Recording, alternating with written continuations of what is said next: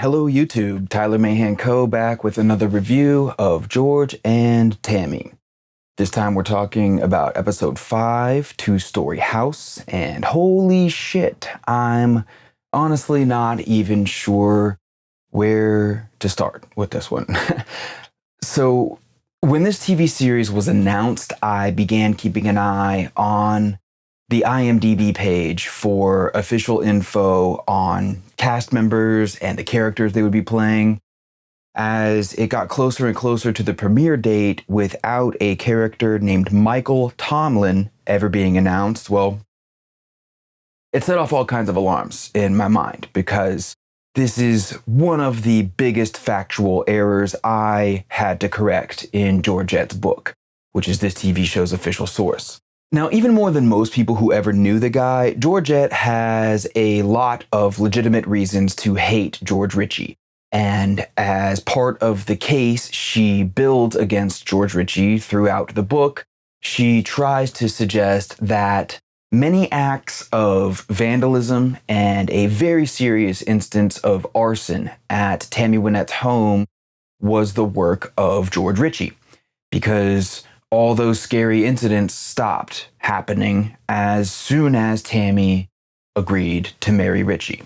And that theory is easy to believe because it would make a lot of sense, except for the fact you can look up newspaper articles from this period, look at the dates, and see this is absolutely and unquestionably not what happened.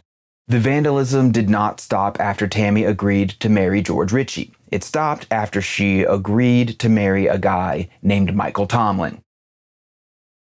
As applies to all of these videos, if you want the complete story told the best way I can possibly tell it, you gotta go listen to season 2 of Cocaine and Rhinestones, but I will try to hit as many of the main points as I can, as briefly as I can in this video. I held out hope that Michael Tomlin was going to be a secret reveal, and that's why the actor wasn't on the IMDb page. I can now definitively say that is not the case. Like most of the other major changes this TV series has made to documented and objectively verifiable history, I would guess the main reason they chose to pretend Michael Tomlin never existed at all is because telling his part of the story lays bare what most people would consider some unlikable traits of Tammy Wynette, the chosen heroine of this TV show. It's pretty funny. This episode has Tammy's hairdressers getting all surprised and pissed off about Tammy screwing Sheila Ritchie's husband, because Tammy's real-life hairdressers are on record that Tammy would routinely sleep with men who were in relationships just to prove she could do it. This is a continuation of a pattern many witnesses from Tammy's teenage years claim began with her pursuit of a married man, the older brother of Eupil Bird, her first husband. Perhaps relevant to point out here, a lot of Tammy Wynette's behavior could be explained by pointing out that she never seemed to mature very much past her high school years. Later on in her career, she faced a lot of backlash from feminists, so she was often made to discuss gender roles in American society. And it's telling that even in her 30s, her 40s, her whole life, when she as an adult woman spoke of issues between adult men and adult women, almost always use the terminology boys and girls. She's talking about adult men, but she'll call them boys. Pretty telling, especially combined with how much of her behavior is just her continuing to behave as she did while a teenager in high school.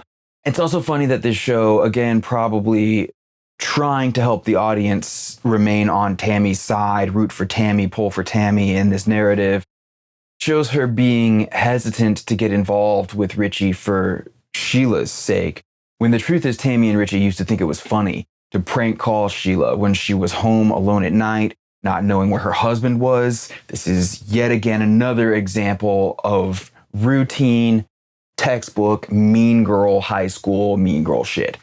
And Tammy's hairdressers certainly would not have been surprised when Tammy got serious with George Ritchie, because Tammy had already stolen one of those hairdressers' boyfriends, a guy named Michael Tomlin.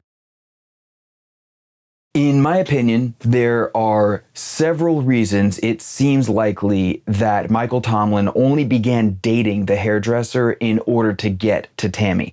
For one thing, Tomlin was essentially a con man and engaged in all kinds of trickery to make it appear that he was very wealthy when he was in fact not wealthy at all. For another thing, Tammy Wynette had spent quite a while having a fairly public meltdown that ultimately served only to broadcast how easy and rich of a target she would be for a certain kind of predatory conman. In this TV show, they make it appear as though some unknown person, eventually revealed to be Ritchie, vandalized the front door of Tammy's home in Nashville. In reality, many of those acts of vandalism were committed on the inside of Tammy's home in a series of break-ins that many sources suggest she faked herself. I believe those sources because it would have been physically impossible for any actual human intruder to accomplish certain of these crimes, because there has never been a credible suggestion of any other possible perpetrator of these crimes, and because one of this vandal's favorite words to write in lipstick in Tammy's house was the word pig, which is exactly what some mysterious person wrote in lipstick on the back door of the home George and Tammy shared years earlier, when it seems Tammy was trying to get Jones to become too scared for her safety to leave her alone at home while he went out drinking with Peanut and Charlene Montgomery. Another side note here, it's pretty funny that the TV show has Ritchie refer to Helter Skelter in relation to the graffiti, because it is extremely likely Tammy got the idea to write the word pig on her own home from Ed Sanders' The Family, about Charles Manson's cult. This is a book that Charlene Montgomery saw Tammy reading at the time of that initial incident. As for why Tammy would fake multiple instances of someone breaking into her home to try to scare her years later, the most plausible answer is for attention. Her career was not doing so good, so she was looking for attention from the media, attention from the fans that she still had, and attention from the men she was dating, nearly all of whom were also involved with other women, perhaps causing Tammy to feel desperate measures were in order to secure their undivided attention for herself. The problem with this strategy, if I am correct about this part of the story, is that once Michael Tomlin got close to the situation through dating Tammy's hairdresser, all he had to do was realize it was Tammy who faked all these break-ins, for him to figure out a way to profit from her need for attention and need to have a man around for her to feel desired, for her to feel like she was safe and protected, etc. I believe Michael Tomlin did this by causing Tammy to think she had a real stalker who really did want to hurt her. The reason I believe that is because right around this time, the incidents in Tammy's home suddenly grew more violent, posing real danger to Tammy and real danger to her daughters, culminating in her house being burned almost halfway to the ground. These escalated incidents came to an end not when Tammy married George Ritchie, but when she married Michael Tomlin. This marriage lasted only a matter of weeks because Tammy just about instantly realized Tomlin was not the person he had pretended to be. At that point, she then became seriously involved, not with George Ritchie, but got back together with Burt Reynolds, whom she had previously dated, and I'm not even getting into any of that in this video. But the important takeaway is the vandalism at Tammy's home did not start back up once Michael Tomlin was out of the picture, and George Ritchie was still around. It's just pretty incredible that this TV series has managed to take such outlandish and original source material as this and make it so boring and cliched. What is the point of going through the trouble to find a unique story only to change as much of it around as you can until it looks like every other dumbass movie or TV show ever made about a country artist? I, for one, do not buy the idea that true stories need to be changed in order to become popular. If that was the case, I would not have a job because nobody would care about the work I do on Cocaine and Rhinestones. When I announced the entire second season of the podcast would primarily focus on George Jones and Tammy Wynette, a bunch of people who became fans of the first season thought I had lost my mind. They thought spending so much time on a single story would become boring, etc., etc. And you got to keep in mind, the first season of the show had already crossed over to a more mainstream audience than I ever expected, thanks to favorable features on sites like Pitchfork and in magazines like The New Yorker. So the podcast already had a lot of listeners who never thought they would ever care about country music, and regardless of whether they start listening to the genre, do care about these stories, the true versions of these stories, when they are told as meticulously and with as much attention to fact as possible. Then the second season comes out. It is focused mainly on George Jones and Tammy Wynette. And what happens is the podcast audience literally doubles in size due to how many new people are sucked in by the true version of this story. And there are still thousands of new people discovering the podcast through word of mouth every single day.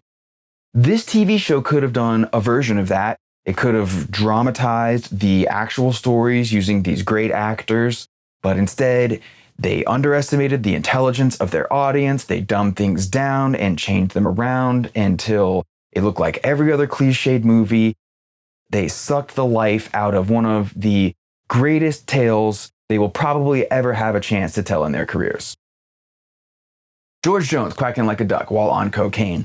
That probably just looks like some weird drug shit to most of the people watching this show. But when you're made to understand that duck was one of two additional separate personalities George Jones had living in his mind with him while suffering a years-long drug-induced schizophrenic psychotic break, that story goes from weird drug shit, especially once you understand all the details, it becomes downright terrifying. And the difference in how this affects the audience is in those details. This series hasn't done anything to expound on why Michael Shannon is making these duck noises. They bring in Shug Baggett out of nowhere, but we have no idea who that's supposed to be other than the guy who gives George Jones cocaine and stands around counting money. I'm really not sure how anyone would even know this guy's name is Shug unless they're watching with subtitles turned on. The way that George Jones began using cocaine in the first place, administered by a licensed physician, exactly the same way we are shown Tammy begin to start using heavy drugs, by the way.